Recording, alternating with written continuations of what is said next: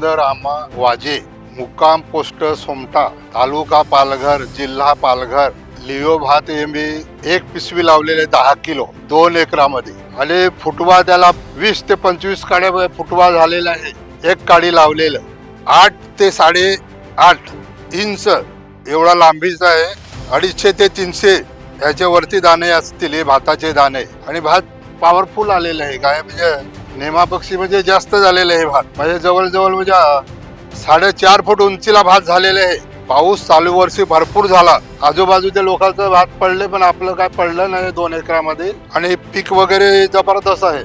Shrikar Leo हे कंपनीचं भात उत्पन्नाच्या बाबतीत चांगला आहे. तरी आजूबाजूचे शेतकरी यांना मी सांगू शकतो का हे भात लावा. हे पडत नाही, काही नाही, उत्पन्न चांगलं आहे.